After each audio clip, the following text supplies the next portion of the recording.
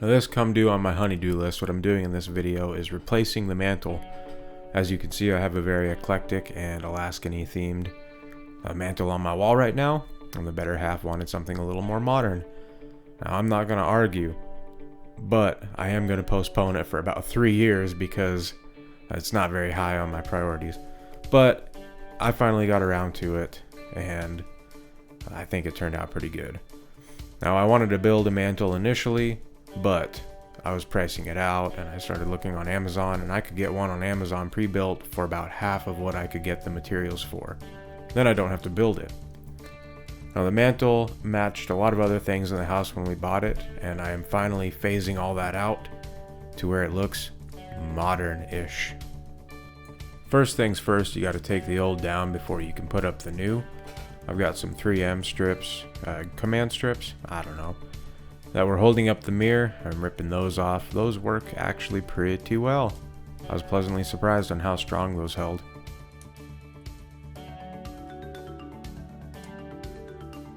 The way this was held on was just with a couple of long screws under each of the angle supports. Once I got those out, there was about 3 pounds of silicone that was holding it on. So it did take a little bit of manipulating, and I did end up having to cut that. But once I cut that, it just popped off, and then the angle supports popped off of their screw anchor mounts that they were held onto. Out with the old and in with the new. Well, I did have to go in and break these anchors off into the wall on this pallet wall. They were pretty beefy and they did not want to pull out, so I ended up just breaking them. I'll fill those in later. For now, I've got a little bit of prep work to do, sanding all the silicone ridges off of that pallet wood.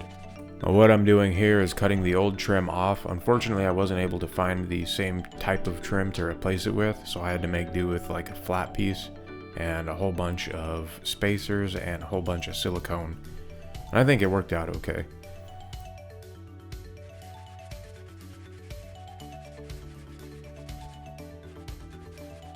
And since I am super organized, I am going ahead and putting the wood filler in right now.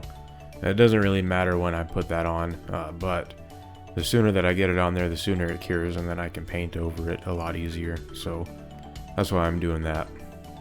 Now here I'm taking my multi-tool, and I'm just cutting that miter flush on the top of those pieces of trim. I'm not trying to miter the replacement piece to match. I'm just going to lay it across flat. Just like that. Now I just marked this based off of where it would sit on the wall, and then I took my multi-tool and I just cut it. I didn't want to go get my saw. And this worked okay. When I put the piece up, I flipped it over so the cut end would be on the corner of the wall where it would be kind of hidden, and the perfectly flush mill cut would be right on the side.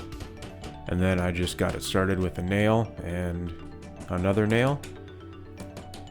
This is where I had to get creative with this piece of trim. So I'm starting a nail, and then I'll take another finished nail and use it as a spacer behind the board. I'll drive that home, and I did that across the board, and then I took another finished nail and used it as a nail set to get that below flush. And you want to do this whenever you're doing trim so that it doesn't poke through whenever you fill it and paint it. And it worked okay. Here I'm just filling some old holes from drywall anchors that we used in the past, so that when I paint over it, there's no gaping holes.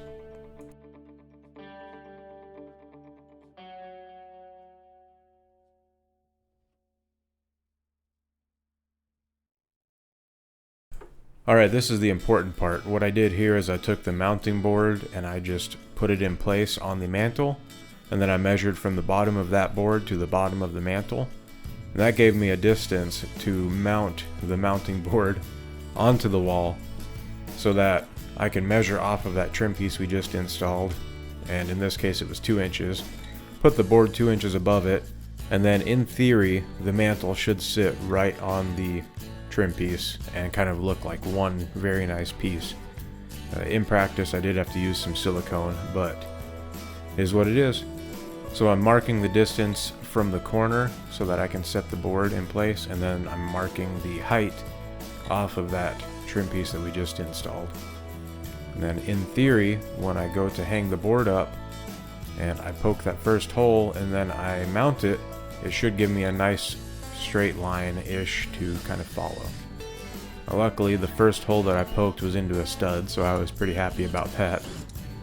There were several studs in here, and then I did have to use anchors for the other holes, as you will see. And here I'm just measuring, making sure I've got my 2 inches, and poking some more holes so that I can drill them. Some of these are going to need to be anchors, which is no big deal. And I'm just drilling through those right now.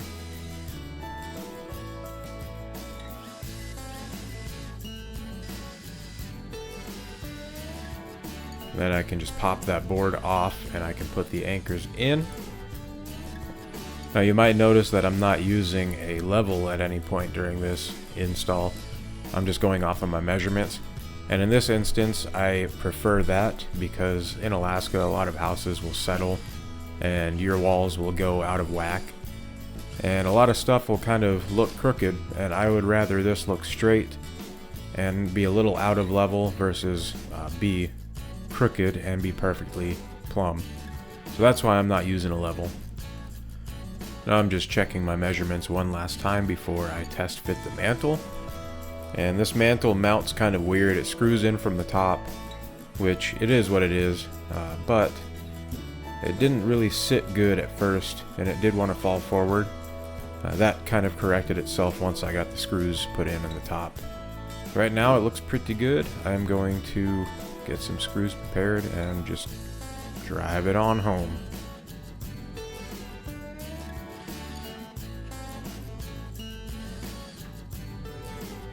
Now the most important part is the caulking, and I just went across the bottom, the top, the edges, anywhere with an exposed line basically. On the left side by the corner there, I went all the way around that. And my goal is just to kind of fill up any imperfections that I left, because let's face it, I am not a professional, and there are definitely some imperfections. So luckily, they make such a product that can fill all the voids. So I'm almost done with this mantle. This is how it looks now. I'm waiting for this wood filler to dry on both of these, and then I can paint all this, paint the trim up. And I'm just going to paint up to the caulk that I did. And I'm waiting for this drywall patch to dry. Then I can paint that over. This is just dirty. I could probably clean most of that off, but I'll repaint it. Mask this off and repaint all that. I don't think it looks too bad. This is in my house anyway, so I don't really care. Form over function, I guess, or function over form, whatever they say. Yeah, that's quite the difference from what we used to have. Alright, I got lazy and I didn't mask off anything. All I did was very carefully apply the paint, and anything that fell off or splashed or anything like that, I just cleaned off real quick. I definitely recommend masking everything off if you're like me and you shake like a cold cat on Christmas when you're trying to paint. But yeah, I think it's coming together very well. I have a couple more coats of paint to do before it is finito, and we will get that done and see the final result. Alright, I just got the last coat, what I think will be the last coat of paint on. I might need to add one more. There's some spots that are kind of mismatched just a little bit from the old paint that I tried to use. I did go and get some color match, but that's basically what that looks like. I think it looks pretty good, definitely good enough for my house.